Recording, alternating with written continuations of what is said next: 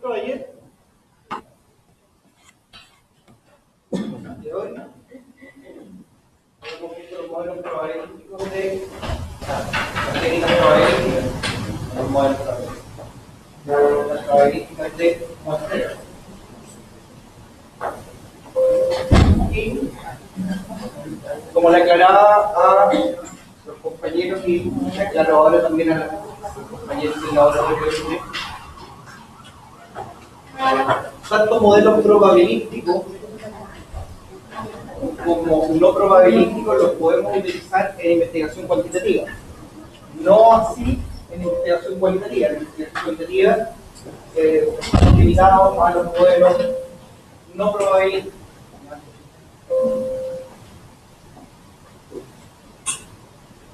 Y serían estos modelos. Modelos que en el fondo no pueden basarse en una distribución teórica de la población, o no pueden aspirar a que la muestra cumpla con los supuestos de distribución que nosotros le asignamos a la población. Por ejemplo, se distribuye normalmente. ¿Por qué? Generalmente por el tamaño de la muestra. ¿Ya? ¿Por qué el tamaño de la muestra si yo podría hacer una muestra grande? Pero en un estudio exploratorio,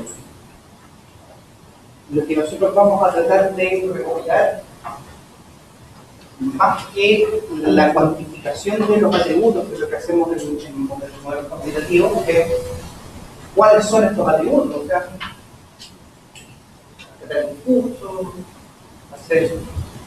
ver cuáles son las categorías que son subyacentes en esos cursos, tratar de generar un mapa en el fondo que permita establecer una problematización, un mapa de relaciones.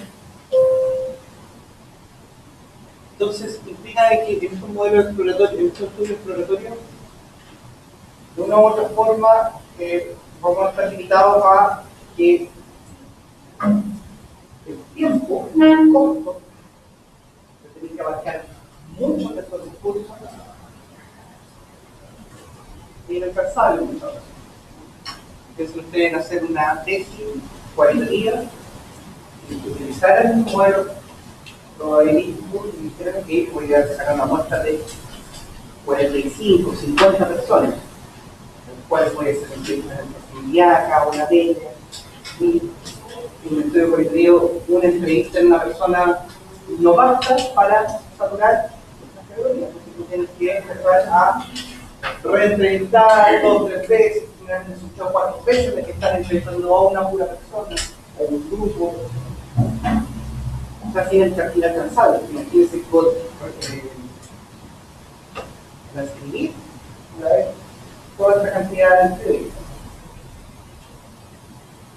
Entonces, en estos casos, resulta mucho mejor achicarse un poco más y no aspirar a que nuestra muestra sea representativa. Entonces, uno podría decir, bueno, estos modelos no probabilísticos, yo no puedo hacer inferencia. Exactamente. Entonces, ¿para qué nos va a mostrar esto, profesor, que el curso de inferencia? Porque también tienen que aprender que no es inferencia. En este caso, como no tengo una población con un modelo de población, de distribución de la población subyacente, no puedo hacer, digamos, esta diferencia, esta extrapolación con respecto a lo que yo estoy viendo en la muestra. Me limito a conjunto de personas que reúnen estas características en un determinado contexto.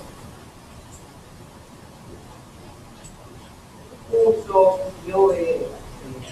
actitudes y reflexiones de un grupo de personas privadas de libertad, no CRC, pero sí, lo que tú me rescatas de ahí en el exploratorio, ya en el estudio exploratorio. No puedes decir, pero sí contribuye a que tú en el fondo mapeas el hecho y si otros estudios cualitativos más presuman, permite uno decir, parece que valdría la pena ya empezar a ver estas actitudes. los atributos, estas características que se están repitiendo, afrontarlas de manera más cuantitativa. ¿De cuántas veces se repite? Porque es un promedio. No sirve para generalización. No puedo hacer integración con modelos. Sí, ¿puedo hacer estudios cuantitativos con modelos no probabilísticos? Sí, puedo hacerlo. De hecho, los estudios descriptivos. Saco una muestra, mi muestro una representativa, y hago toda la parte que ustedes ya aprendieron, que es estadística descriptiva. Pero lo que está haciendo es una exploración. Está mostrando en una muestra, nosotros la sacamos, y esto es lo que hay. Esta es la cantidad de estudios. Finalmente, estos estudios, en el caso de los cuantitativos, sirven como piloto para estudios, digamos, mayores, que ya tú permites, en el fondo, de una u otra forma, te permites realizar algún tipo de generalización, ¿ya? Estudios pilotos, por ejemplo, para testear un programa, una evaluación de un programa, para testear un instrumento de evaluación o un instrumento, un test psicológico que ustedes están validando. La muestra extraída no es representativa, ya que no todos los sujetos de la población tienen la misma probabilidad de ser elegidos. Ya no cumples con el principio de probabilidad. No estamos utilizando probabilidad. Las proporciones, por ejemplo, que existen en la partición de una distribución normal, ya no se cumplen. Los que tienen puntajes más altos van a representar un 12,5, los que tienen los puntajes más bajos el otro 12,5, y el 68% va a estar al promedio, al centro. La gente que tiene un puntaje promedio va a estar en el 68%. Esa es la idea de la distribución normal. Acá no se puede explicar. Sin embargo, en algunas ocasiones, especialmente en los estudios clínicos de caso control, en modelos experimentales, tú puedes lograr de una u otra forma lograr algún tipo de generalización. ¿Qué implica esto? De que, obviamente, si yo hago el estudio con la muestra pequeña, la selección de los sujetos de las características de los sujetos tiene que ser bastante controlada. O sea, modelos experimentales. Tienen altas reglas de inclusión y exclusión para que en el fondo tú dices lo que no puedo controlar estadísticamente, lo de esta aleatoriedad en la distribución de los atributos, al menos sistemáticamente no lo logro controlar. Por eso que los estudios clínicos para validación de fármacos, por ejemplo, tienen súper específicos. Pero las características en la selección de las personas son súper puntuales. Por lo tanto, las generalizaciones que se hagan con respecto a ese grupo son para ese grupo en específico. En el caso de un medicamento, ustedes toman un medicamento recién lanzado, ustedes se van a dar cuenta que en el manual del medicamento tiene la posología, la forma compuesta, ¿cierto? Cuando tienes que administrar, consulta con su médico, tienes que comprar el caso del niño, laboratorios fallas, todo lo demás. Pero aparte tiene un capítulo, una parte que se llama contraindicaciones. ¿Cierto? Contraindicaciones. Las contraindicaciones son todos los sujetos que quedaron excluidos del modelo experimental. Este remedio no lo pudimos testear de manera adecuada, o no lo pudimos testear, por ejemplo, con embarazadas, con niños, con sistemas médicos, con las madres que están dando lactancia exclusiva. En fin, hay un montón de gente que se van a requerir. Por temas éticos no lo puedes incluir en el modelo experimental. Pero además porque también no puedes abarcar todas las características asociadas. Por ejemplo, este medicamento para la depresión lo testeamos, pero lo testeamos con personas que no estaban consumiendo alcohol, que tenían entre 35 y 45 años. Estas son las contraindicaciones con recomendaciones médicas en personas mayores de 50, 55 años. Por control, es decir, ¿puedo hacer una generalización? Puedo hacerla, pero muy específica. La medida en que tú describes más atributos, más chicos tu campo de estudio. En el caso de los casos clínicos, de un estudio de un caso control. Obviamente que esto hace que las contraindicaciones cuando están recién lanzados medicamentos sean amplias. En la medida que se van repitiendo estudios con este tipo de medicamentos, o se van registrando acá, ya sé que se murió una señora embarazada, no se nos muere ninguna embarazada, lo vamos mirando.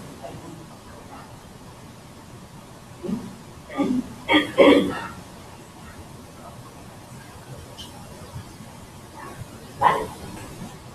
Bueno, hay un programa humanitario que metimos y necesitamos una vacuna rápida. Y más que acabado, me van a hallar a la ONU. Voy a andar perseguido de regalo. Bueno, pero ahí las contraindicaciones del medicamento se achican. Más estudios que la aspirina. Más estudios que la aspirina. En esos casos, los modelos no probabilísticos pueden llegar a resultar en interés. Pero como les indico, tú ahí lo que tienes es el control experimental. El control experimental implica que la definición de los grupos es súper fácil. Entonces, ¿qué tipos de no probabilísticos tenemos? Tenemos uno que es el muestreo por cuota, también denominado en las ocasiones accidental. No quiere decir que ustedes se tropiecen y me pasan en cuenta, sino que requiere, al igual que en el estratificado, un conocimiento acabado de la población de estudio. Entonces tú dices, esta población de estudio tiene estas características, estas características, estas características. Por lo tanto, yo quiero saturar estas características. Se les falta el estratificado, pero no tiene el carácter aleatorio. Todo lo que va directamente y saca gente de estas cuotas.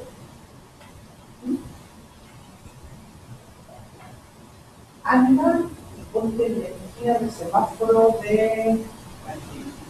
Yo como santelino puedo dar el ejemplo, pero acá como no me lo puedo ir los barrios, me paso... Y la dejo, porque ahí al frente del colegio alemán, ponte ahí a la una de la tarde y ya hacerte la encuesta. Lo más probable es que encuentren personas que reúnen las características de una cuota. ¿Cierto? En otro barrio, yo no me conozco los otros barrios, una vez como Santiago, que está súper definido todo, un probable otro barrio, más de esquina esta vez, vas a llenar la otra cuota. ¿Cuánto? Unos 10. ¿Por qué voy a vender un presupuesto de 30? ¿Me alcanza para hacer 30 entrevistas? Nosotros tenemos 6 meses para hacerla, supongamos que tenemos 3 meses para hacer la entrevista.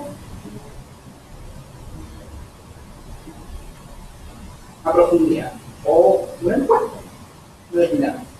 Pero quiere decir que está solamente cualitativo. Cualitativo, pasa una encuesta, pero tú definiste una cuota. Se usa mucho el muestreo por cuotas en las encuestas de opinión.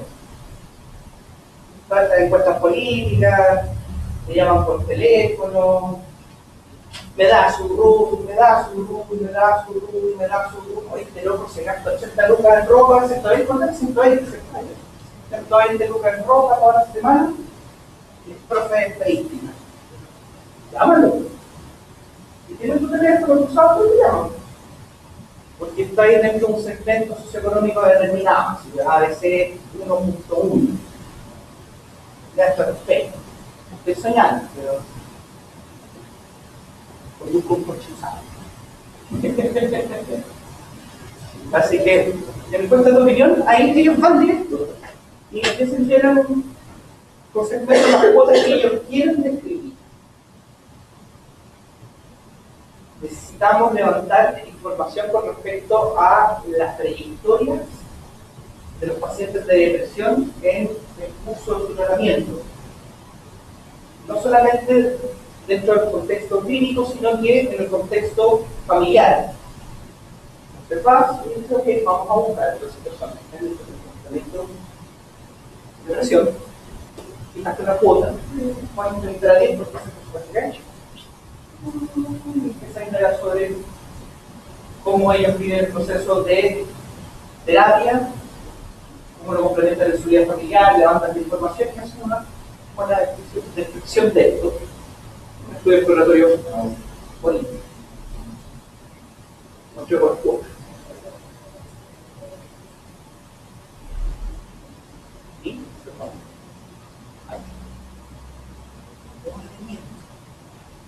muestreo intencional o de conveniencia, ¿ya? Aquí hay un esfuerzo de liderado de obtener muestras representativas mediante la inclusión en la muestra de grupos supuestamente químicos. Bien parecido al de cuota, pero acá lo que tú haces es que tú quieres confirmar una tendencia.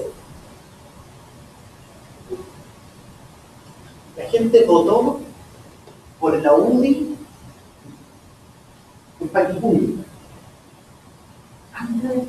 Que tenemos el registro de la urna y el registro de la urna las votaciones marcaron el 86% y la UDI viene ganando ahí siempre. Andan directamente ahí y preguntan a la gente, y sabemos que generalmente votan por la UDI.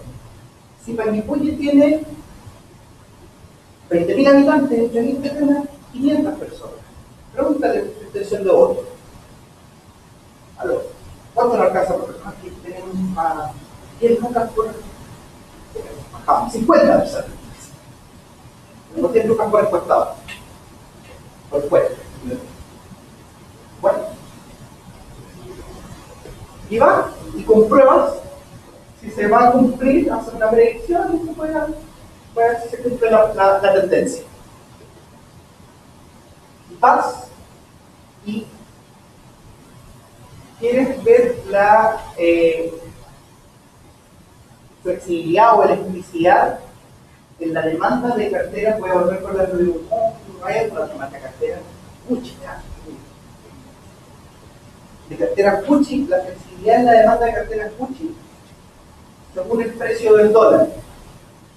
Entonces tú dices, ¿dónde la gente compra? Bueno, en la tienda Gucci, van a ver otros lugares donde hay distribución. Ahí está intencionado. Entonces tú te vas a ir a parar, no en la esquina del terminal, aquí en la esquina del terminal de Arturo Muñoz, sino que te vas a ir a buscar a dónde están las tiendas Gucci en Valdivia, no sé si hay, o bueno, en Santiago o en alguna parte, intencionadamente vas a ir ahí. Sabes que ahí construye la gente y vas a ver si se cumple la profecía. Generalmente, ¿ya? En este caso, nosotros decimos que las zonas se agrupan de manera natural. Votantes, la tienda Gucci. Pero también podrían hacerlo tú de manera artificial. Voy a organizar el ñam ñam, que lo hacen en Santiago, esta como muestra gastronómica de carritos gourmet, que usted venga y compre de todo. Y te juntan la gente y les cobran una entrada sin el ingreso. Entonces ya tú ahí estás naturalmente juntando a la gente y está dispuesta a pagar 7 lucas para después pagar por comer.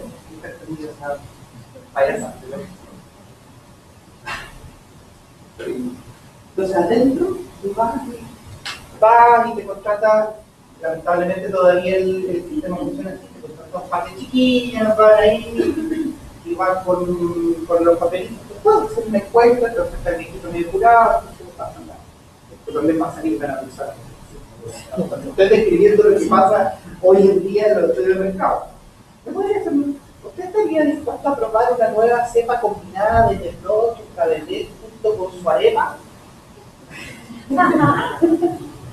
Sí, ya ha parecido si de repente el vino en polvo sería una buena, cosas como esas, porque sabes que tú quieres ver si tu producto, que está más o menos orientado y siempre los medios marketing van a querer visitarlo a un grupo acaudalado, pero también a la gente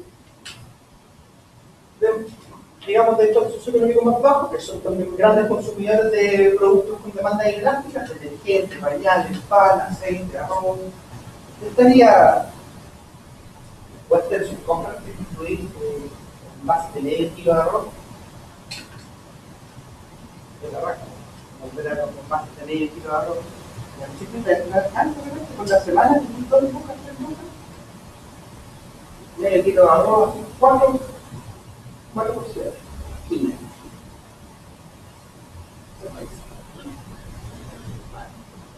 entiende entonces que vas tú a tu conveniencia, a lo que me conviene, lo que yo quiero confirmar. Bola de nieve, tal cual, no. El bola de nieve lo utilizan los periodistas en investigación, y además lo están utilizando mucho también en esto de hacerle como el seguimiento a los tweets. Estos periodistas multimedia. No podía imaginarme, obviamente que esto va a ser mucho más de corte cualitativo que cuantitativo, obviamente ya no, lo que está pudiendo asegurar una muestra va a depender de qué tanto el primer sujeto que tú entrevistas, que cumpla las características que tú estás buscando, digamos, indagar, delincuente, marginal, qué sé yo, busca medir una secta, o sea, grupos de difícil acceso, ¿ya? Vamos a ver, hablar por los masones, no sé. Entonces tú dices, perfecto, te contactas con uno, y ese uno te contacta con otro, y ese otro te contacta con otro, y ese otro te contacta con otro. En algunos estudios de marketing funciona también. Ahora me acordé, también estoy dándole vuelta a los personajes. Los estudios de marketing también, tú vas y lo que haces es que justamente le preguntas por boca a boca, el bola de nieve, ya, ¿usted me podría recomendar a alguna amiga suya que también utilice estos productos? Sí, la bonita, ya, por favor. Entonces, dice la bonita, nosotros lo estamos contactando, la recomiendo que vamos a invitarla a un estudio y que usted se haga los completos y te dan productos. ¿No ha participado en un estudio de marketing? Productos. Les voy a contar una muy mala experiencia que tuve. Fue un estudio de la universidad, no voy a dar nombre, y yo estaba en el observatorio de ciencias sociales, era como un año, lo típico que hacen estas pegas por pantallas. Y la idea era levantar información, poblaciones marginales, ¿ya? Y teníamos que dar unos kits, unos regalos de recompensa a estos adolescentes para, ya, por su colaboración en la entrevista y todo lo demás. Dentro de las pesas eran, estamos hablando del 2000, las chiquillas se llevaban, era un estuche súper bonito, así, muy unos, y con unos portaminas, pero a este genio se le ocurrió regalarme portaplumas a mis dos. Era buena, yo todavía tengo una de esas portaplumas, llego una portapluma con sacacorcho, el cuchillo bien afilado, con linterna y todo así como. Nosotros decíamos, oye, pero ¿cuál es la probabilidad de que después que me entregué la portapluma de otro día pasó el celular? Estábamos arriesgados, no sabía. Pagamos por vale, pero ahí en bola de nieve era eso, íbamos a contactar, le pasaba la portapluma, el otro decía, oye, espérate, están regalando portapluma. Y llegaban más. También los estuches ni uno. Oye, ¿quería un estuche que no, la portapluma? Los periodistas lo ocupan bastante, el marketing también se ocupa bastante, y ustedes lo van a ocupar también en muchas ocasiones, trabajando en marketing, estudios de mercado. ¿Te crees que los sociólogos?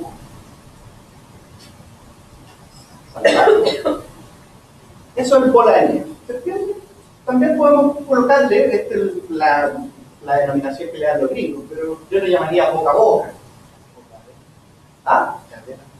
¿Cadena? Cadena como tipo el teléfono. Pero en el fondo la idea es que tú vas tejiendo una red de contacto y además que te sirve también para mapear una red de contacto en relación al tema. Eso es que salen los investigadores y que van poniendo los hilos, no para ahí va la mano. Y tenemos el muestreo discrecional, que sería como la categoría residual de los muestreos no probabilísticos. O sea, como a mí me gusta. Pero, yo quería así. A criterio del investigador, según el estudio. Ahora, esto es un comodín. Esto es un comodín bien peligroso. O sea, profe, vamos a presentar hoy la tesis que hicimos de un cualitativa en que entrevistamos a una persona una vez. Nuestro muestreo es discrecional. No, igual tienen que justificar por qué. O sea, no es que tú te libres con esto y digas no, porque me picó. No. Tienes que justificar por qué. Había limitaciones y en realidad era muy riesgoso hacer un bola de nieve. Nuestra por conveniencia, que si yo, las carteras Gucci no se venden acá. Entonces, mi mamá tiene una cartera Gucci que le regaló una tía, así que decidimos hacer el estudio con ella. De manera impacta el tener una cartera Gucci en todo las locas para sintetizar. De las preguntas locas surgen respuestas más fuertes, ¿ya? Creatividad. Eso fue como de esos coaching chan, la creatividad. Entonces ahora me gusta es un cuadro resumen acá, se lo dejo por regalo para que ustedes estudien. Un cuadro resumen que obviamente no hice yo. Está robado, pero resume bastante bien las características, ventajas y desventajas. Así que usted cuando estudie se escucha esto y en vez de pasarse las láminas o ver el video, ¿qué más? Puede echarle una mirada. Sin embargo, estos son de los probabilísticos, que son los de nuestra materia de interés. ¿Ya? Las desventajas del laboratorio simple, para que hagamos un repaso, requiere el listado completo de la población, ¿cierto? Para poder asignarle este numerito. Al trabajar con muestras pequeñas no se puede representar de forma adecuada a la población, entonces necesitan muestras más grandes. Si la constante de muestreo está asociada con el elemento de interés, en el caso sistemático, nos puede generar un patrón, el K.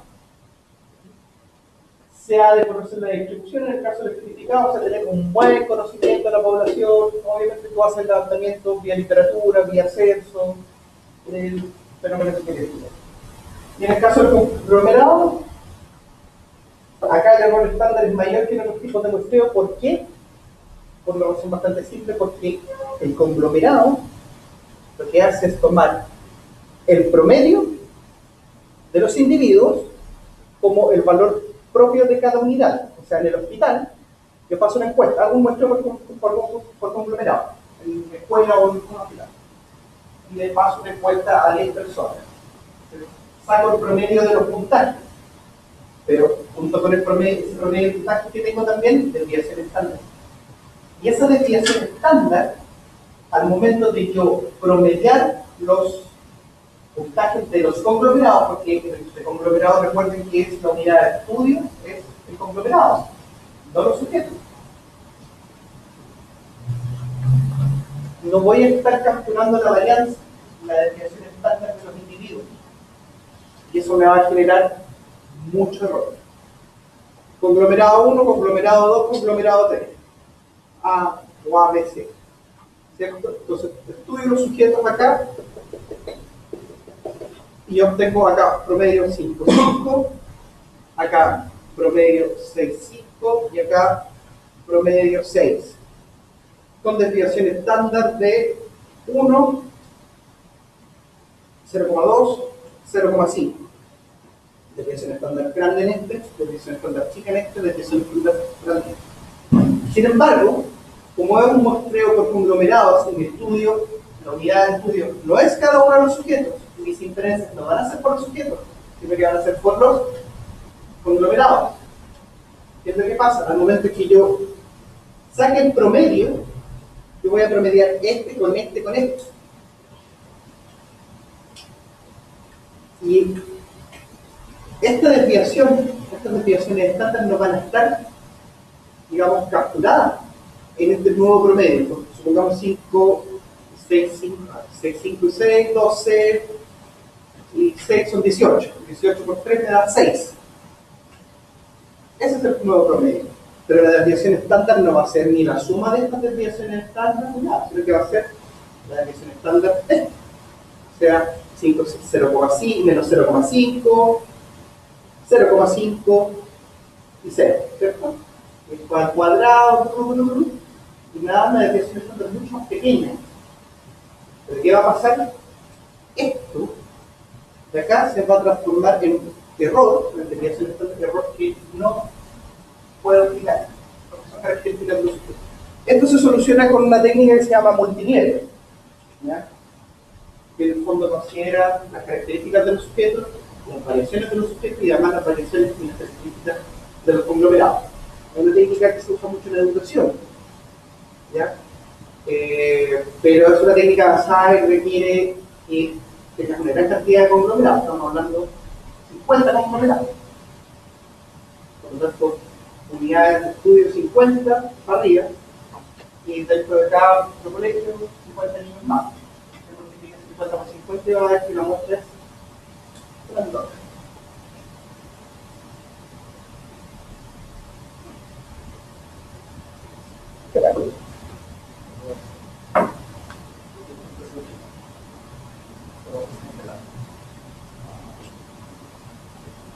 Ya. Entonces, todo lo anterior, con los modelos probabilísticos y no probabilísticos, respondían a la pregunta ¿a quiénes y cómo? ¿Ya? En el muestreo nosotros tratamos de responder a quiénes, cómo y cuántos. ¿A quiénes y cómo? Dependiendo si es estratificado, si es por conveniencia, si lo voy a hacer simple, al azar, o basándome en algún atributo, o en varios atributos. Pero ahora llega el momento de determinar para cuánto. Y ahí empezamos a entrar en las cosas que hacen los terror, pero no es terrorístico. Y además, creo yo que, ojo, eso es que más que yo les pida que las saquen esto, hay calculadoras de esto online. Y probablemente existe una aplicación. Así que lo que yo necesito sí es que sí entiendan la fórmula y el procedimiento para poder entender desde dónde está, digamos, calculando Cochrane esto. Después hay un japonés llamado Yamane que hace una corrección un poco más simple que la otra. La de Cochrane es la más utilizada. ¿Qué es lo que hace? Dice Cochrane. Cochrane primero que te dice, voy a darte la manera de calcular el n de una muestra, n chico, un n chico de la muestra, el n grande es de la población, ¿cierto? La notación la habíamos convenido el semestre pasado. Pero fíjense este simbolito acá, ¿alguien sabe qué quiere decir este simbolito? ¿Tan bonito? ¿Ah? Bueno, quizás la relación. Infinito. Gracias. Así demuestro de que hay participación y diálogo y estos alumnos no participan. La cosa es que esto es infinito. Entonces, como está enunciando acá, me va a calcular el n pensando, el n de la muestra, pensando en que la población es infinita. En el supuesto de que la población es infinita. ¿Qué datos me va a requerir? Z, que todavía no se los he enseñado, ¿ya? Pero que Z en el fondo es un puntaje estandarizado y yo, que en el fondo es el equivalente de una probabilidad dentro de la distribución normal, ¿ya? Entonces, por ejemplo, hay un Z para el punto 50 de probabilidad, hay un Z para el punto 0,5, hay un Z para la primera desviación estándar, o cualquier punto donde yo me coloque dentro de la distribución normal, yo voy a tener un puntaje que es un puntaje estándar, o sea que da igual que yo esté midiendo. Z siempre va a ser un número que va a estar promedio 0, desviación estándar 1. No, distribución normal. Entonces, este Z, en nuestro caso, es el puntaje Z para el nivel de confianza. ¿Ya? Y 1.96, después van a ver esto, lo vamos a aprender, pero 1.96 para un 95% de nivel de confianza. Podemos tener 99. ¿Se acuerdan la pregunta antes más la semana pasada? Te preguntaba cuánto yo puedo determinar. Finalmente nosotros trabajamos con 95% de confianza, o sea, en la probabilidad de error de 5%, o sea, el porcentaje de error del 5%, probabilidad del 0.05. ¿Recuerdan que multiplicando por 100 la probabilidad? Tengo el porcentaje. ¿Ya? Entonces, este Z sería el 1.96 al cuadrado. Digo que hasta ahí. Entonces, aquí yo le estoy preguntando, al tiro en la fórmula, yo le estoy preguntando, ok, para calcular el tamaño de tu muestra, ¿en cuánto nivel de confianza tú quieres trabajar?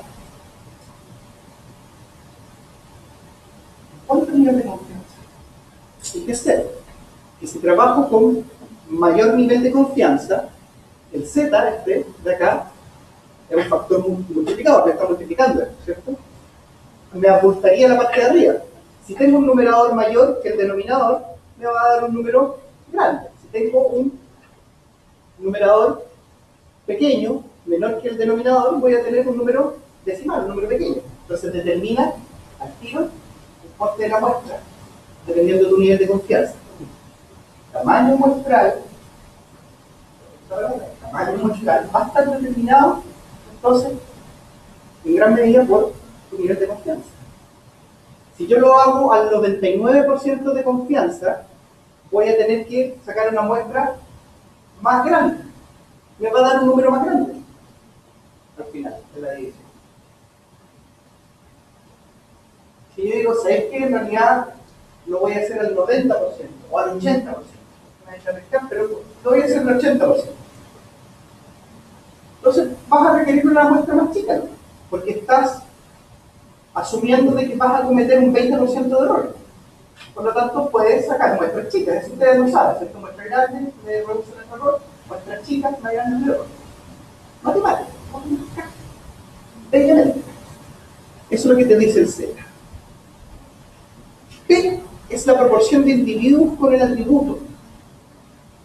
Usted está haciendo un estudio, entonces obviamente que está haciendo una pregunta sobre una característica o características de sujeto, ¿cierto?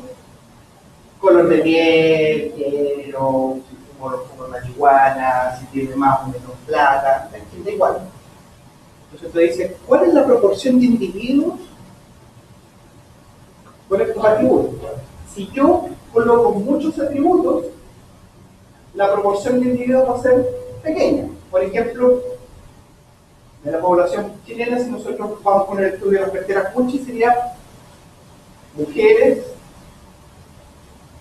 trato socioeconómico alto, tendencia con alguna característica de tendencia a consumo, quizás si lo asocio también con alguna patología o alguna cosa así, y vamos a tener una población acotada, que va a ser una proporción, o sea, porcentaje de la población total. Esa es la pregunta por el P.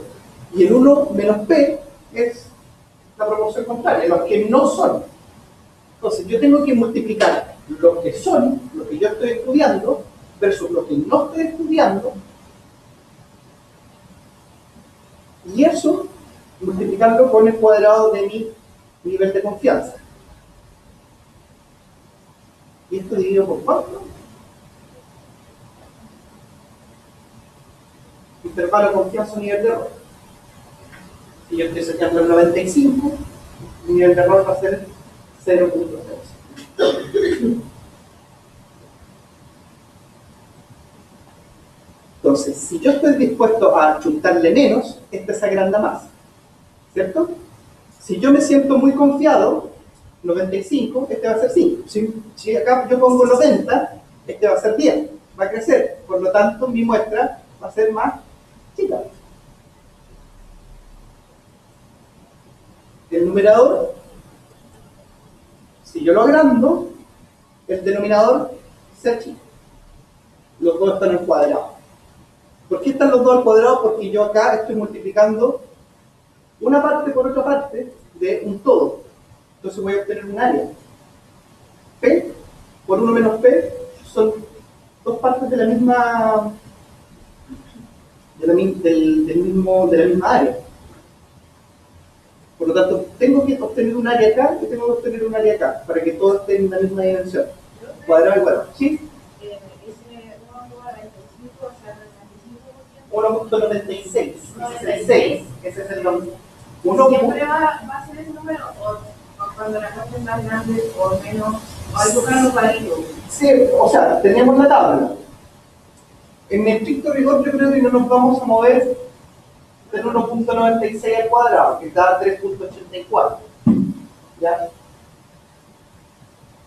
Porque al final de cuentas el puntaje Z, y va a ser siempre el puntaje Z para el 95% y ciencias sociales se mueve al 95%. Venga, y que está haciendo con 99. Así que en estricto rigor va a ser el 1.96 siempre.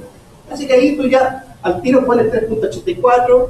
Acá lo único que tendría que llegar es la proporción y aquí vas a tener el mismo número, que es 0.05 multiplicado por 0.05 al cuadrado, que te da 0.0025.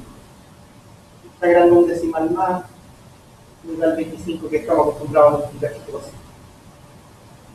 Entonces, este número y este número ya están cantados. Lo único que te está faltando es ¿cuántos fuman marihuana? Al 20%. No le preguntaba acá. ¡Uy, qué vergüenza! Preguntó Mario. Estamos en el siglo XXI. Se supone que la gente no fuma marihuana.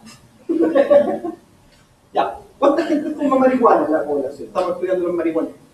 0. La gente que fuma marihuana es marihuanera, ¿no? O es un... consumidores, perdón. Consumidores. Los consumidores de marihuana, marihuaneros, 0.2. Y acá vendrían a ser el 0.8, ¿cierto? ¿Con marihuana? Levanten la mano los alcohólicos. El profesor, ¿vieron el lenguaje muy suave? 0.2, entonces aquí vendría el 0.8. Esos son los únicos dos números que ustedes tendrían que colocar como aporte de ustedes. ¿La fórmula completa o...? Sí, porque el Z2 tiene valor y C2 también tiene valor, ¿cierto? Sí, por esto están dados. Y El P es la proporción del atributo, por ejemplo. Si yo voy a estudiar consumo de marihuana, para que me tomen el serio, consumo de marihuana, entonces tú averiguas cómo se distribuye este atributo dentro de la población. Entonces tú vas a un censo, vas a un estudio, o tú intuyes, qué sé yo, o por estudios anteriores, en fin, obtienes el dato. me da un número. Me da un número. Te va a dar una proporción, que es el 20%. Ya, pero tú no pones el porcentaje, pones la proporción, que es 0,2. Ahí va la proporción. Proporciones. No confundirse con el porcentaje. El 20% de la gente fuma marihuana. Son marihuaneros. Por lo tanto, aquí tú colocas 0,2. Y acá en el paréntesis viene el contrario. O sea, los que no fuman marihuana, ¿cuánto sería? 0.8. Lo que pasa es que probablemente ustedes no estén matizados con probabilidades. Probabilidad es, esta es la probabilidad y esta es la no probabilidad, o la probabilidad contraria. Y hacer esta clase la próxima semana, pero para que se entienda la fórmula. Si yo tiro una moneda, ¿cierto? La probabilidad de que me salga cara va a ser de 0.5, ¿cierto? Y la probabilidad de que no me salga cara, o sea, que me salga sello, va a ser, ya, y eso es 1 menos P. Si usted reemplaza, ¿cuánto te da? 0.5. Entonces, si la probabilidad de que consume marihuana es de 0.2, la proporción de gente que no consume marihuana, 1 menos P, es 0.8. ¿Está bien o no? Repito. ¿Qué pasa?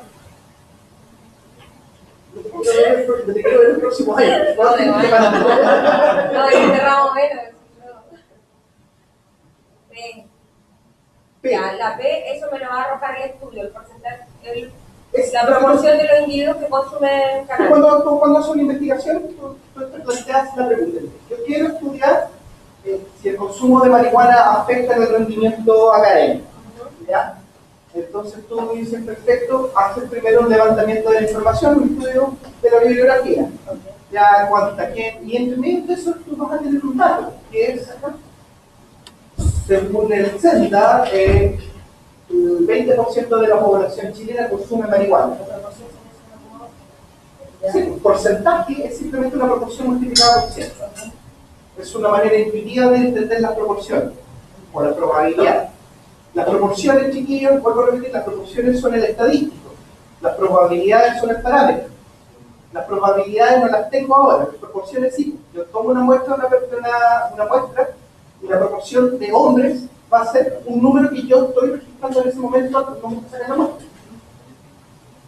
Si yo hago una inferencia y paso por un proceso estadístico, esa proporción, si la logro generalizar, se va a transformar en una probabilidad.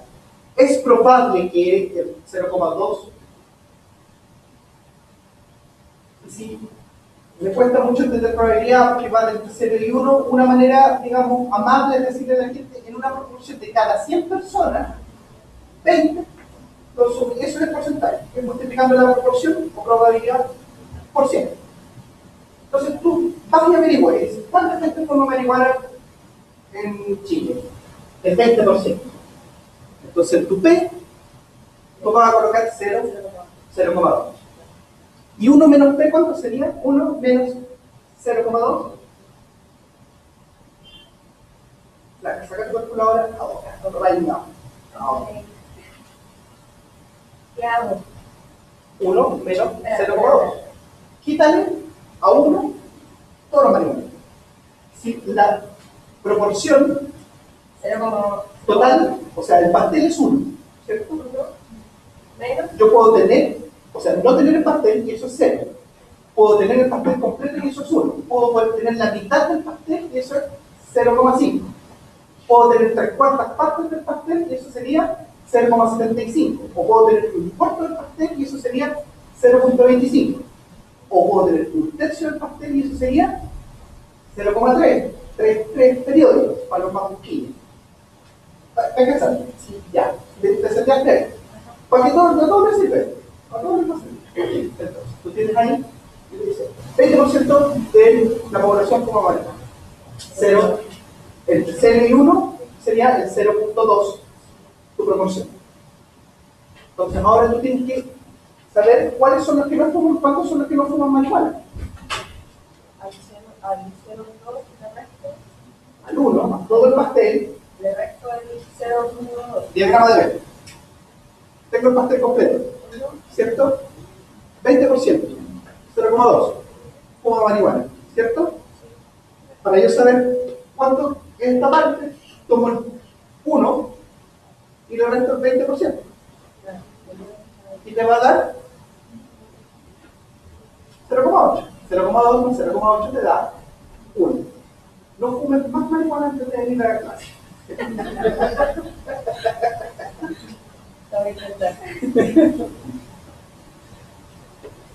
No fumes marihuana antes de venir a clase. No, no importa, sí. No, Pero tenemos una pregunta. no, el niño se me queda atrás, así que no hay problema. Por eso te digo, pregúntale en qué clase yo lo voy a dar. Entonces, ¿ves? Y este es los no fe. Cara, 0. 1 menos P siempre va a ser. ¿Cuál es la probabilidad de aprobar este ramo?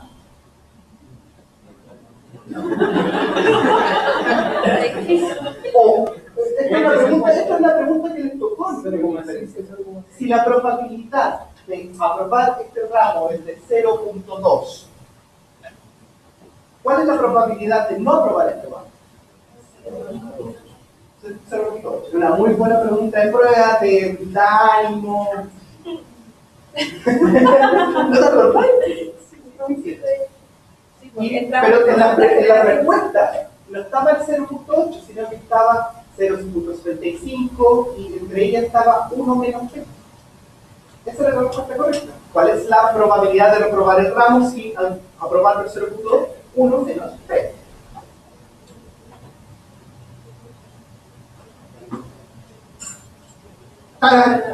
Bueno, entonces tenemos que entre entendamos esto, porque ¿qué es lo que influye en mi tamaño muestral entonces? La proporción de gente o casos que van a conformar el atributo que estoy midiendo, ¿cierto?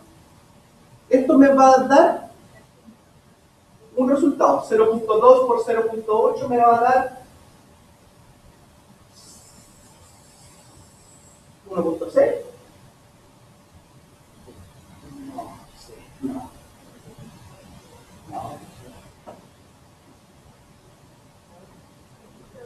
No, 0.016. 0.2 por 0.8. 0.016. ¿Cierto? Decimal por decimal. Con 0 adelante, te va a dar un decimal más grandote. O sea, más grandote en términos de más pequeña la proporción. Entonces acá, esto, si se fijan, lo abultado que puede ser Z, 3.84, se achica dependiendo de las proporciones que yo tenga acá. Si yo tengo 50 y 50, 0.5 por 0.5 me va a dar 0.25. Y así sucesivamente.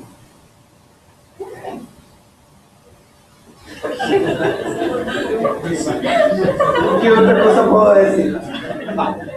Entonces este está fijo, 0.025. La respuesta va a ser un numerito, pero va a ser un numerito suponiendo que mi población es infinita. ¿Ya? Tú tienes que averiguar el dato del atributo, lo colocas acá, multiplicas, ¿verdad? Y vas a tener un numerito que va a determinar tu tamaño muestral, pero con una población infinita. Entonces, obviamente que de ahí nosotros tenemos que hacer una corrección, o sea, tenemos que agregar otro dato que nos permita corregir esto a algo más tangible, a una población finita. ¿Ya? Entonces nosotros acá vamos a tener el n muestral ya no infinito, sino que finito, donde tenemos este número que es el tamaño muestral infinito, y nosotros lo que vamos a hacer es corregirlo, fíjense bien, por el mismo tamaño muestral infinito, obviamente que restándole 1, ¿ya? Restándole 1 y dividiéndolo por el tamaño muestral de la población, nosotros tenemos el dato.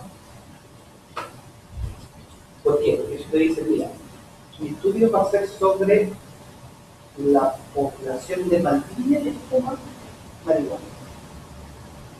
Entonces tú sabes que el 20% de la población chilena fuma marihuana y la población de Valdivia es de 120.000 habitantes aproximadamente, 140% de los valdivianos fuma marihuana. Okay. Lo que debería ser algo de 24.000 personas consumiendo. Ahí va. Esa es tu población. 24.000 personas. Y tú estás corrigiendo entonces por tu población directa. Porque es la que tú tienes más a mano. Si tú dices, voy a hacer un estudio nacional, entonces tú dices, de los 16 millones, 20% fuma marihuana. Estos 2.400.000. O sea, aquí tú colocas 2.400.000. Obviamente que esto va a agrandar o achicar la muestra dependiendo de N de población. Si mi población son los estudiantes perspectivas de psicología de la Universidad Santo Tomás, 130 personas, entonces este N de infinito lo divido por este N poblacional. Y obviamente que si este N poblacional es grande, me va a generar después un N muy grande. Si el N poblacional es pequeño, no voy a necesitar ya un millón.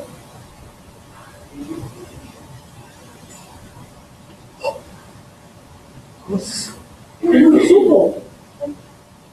Yo tenía que contar. ¿Cuál es el efecto afectan el desempeño en pruebas de matemáticas del consumo de marihuana en hombres valdivianos. No nos pusimos de acuerdo. Entonces, nosotros tenemos dos características, dos atributos que estamos estudiando, estamos incluyendo en nuestro estudio. Hombres consumidores de marihuana. ¿Ya? ¿Qué datos tenemos? 20% de los hombres consumen marihuana y 13.000 hombres valdivianos estudian matemáticas. Son los datos que tenemos. Entonces, aquí viene el 1.96. Pueden practicar con sus calculadoras si gustan. Tenemos el 1.96 que se transforma en 3.84, ¿cierto?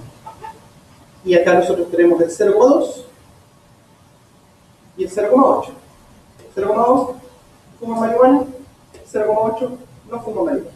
Yo multiplico estos dos primero, porque tengo que eliminar el paréntesis, esa es la regla. Se eliminan los paréntesis primero. ¿Cómo se eliminan los paréntesis? Resto, en este caso te va a dar la respuesta, ya va a tener el otro lado. Y después de eso elimino el paréntesis factorizado.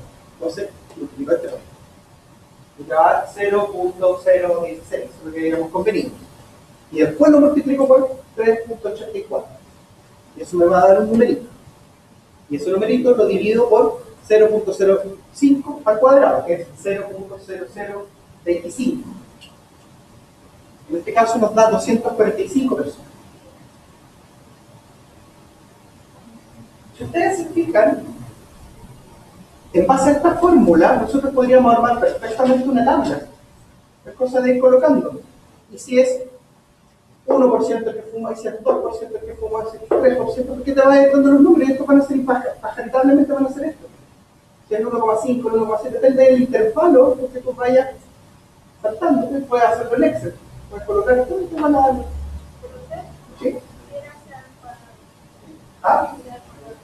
C al cuadrado es un nivel de precisión, por decirlo así. O, ¿cuánto es el error que tú estás dispuesto con el error?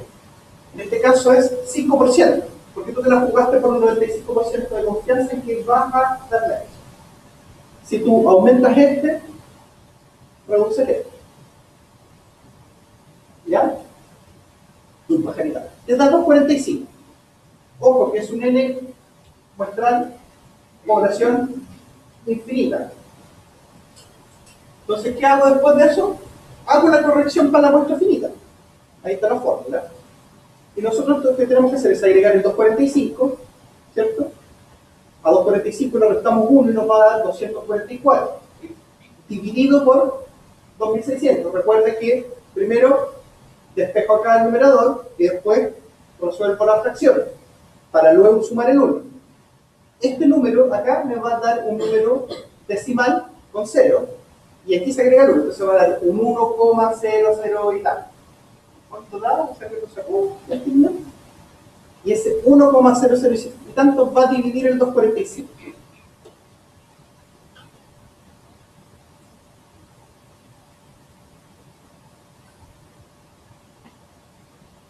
Pocas palabras, acá lo que estoy haciendo es ponderar por el tamaño poblacional. Y aquí al agregarle el 1, lo que hago es conservar una proporción. Es como cuando uno calcula el interés compuesto. 1 por una cierta fracción y eso es lo que tú te estás ganando o te estás quitando. En este caso, quita 200 por 23. Ese es tu tamaño para una población de 2.600 habitantes. ¿Cuáles son esos 2.600 habitantes? Vuelvo acá. 13.000 hombres valdivianos estudian matemáticas. Porque le voy a tomar pruebas de matemáticas. Y 20% de esos 13.000 hombres valdivianos probablemente consumen marihuana. O sea, el 10% es 1.300, el 20% serían 2.600. 2.600 es mi población de personas que dan pruebas de matemáticas, que son hombres, que fuman marihuana. No lo voy a estudiar a todos ellos. Yo voy a estudiar a 223. Ahora, esos 223 es un N igual grande. Uno podría achicarlo en cierta medida estratificando. O haciendo algún otro modelo, preguntando a quiénes, agregando algún tipo de característica más, Puede ser no solamente los hombres, puede ser hombres, hombres y mujeres, sacamos proporciones de una y de otra. En fin. Pero sí puede determinar cuántos. ¿A quién? ¿Cómo? ¿Cuándo? ¿Cómo? Puedo ir a comprar al colegio, puedo ir a colocarme afuera de la tienda Gucci, puedo sacarla al azar, ir a la tómbola. ¿A quién? A cualquiera, lo saco al azar, o definiéndolo por alguna característica, o que pertenezcan a algún tipo de conglomerado. ¿Cuánto? Primero calculo mi proporción hacia el infinito y después de eso determino mi población. Esto no es necesario que sea matemáticamente exacto, pero ¿dónde yo podría obtener esta información? Información de los servicios. De ahí porque un censo es importante, porque el servicio saca la proporción de la población en base al censo. Si no sabemos cuántos somos, ¿cómo el censo va a determinar cuál es la proporción de consumidores de marihuana hombre? ¿Saben cuántos somos en realidad? Hay un censo y se detienen las políticas públicas, se detienen instituciones. Y ahí sacamos eso. Cuando ustedes partan en sus tesis y vayan a hacer determinadas porqué, vayan a responder estas preguntas, a donde ustedes tienen que ir a golpear las puertas o buscar en internet, porque el censo público ahora tienen que poner sus datos, o a la página del INE, Instituto Nacional de Estadística, y sacar sus primeros datos para determinar sus tamaños muestrales, la población. Bonito, cachiluque, muy cachiluque. Ya chicos, tomemos un recreo y lo que vamos a ver en el próximo módulo, en el próximo módulo, vamos a hacer voy a hacer una muestra de prácticas con Excel. No es necesario que ustedes aprendan a usar Excel ni a aprender a sacar esto con Excel.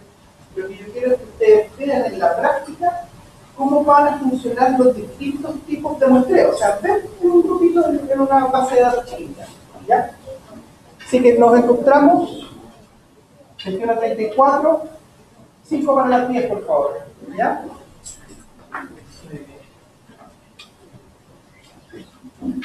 ¿Alguien se va a quedar o cierro? Cierro. Recuerden colocar sus dedos, si lo colocan ahora van a quedar con las primeras 2 horas en asistentes.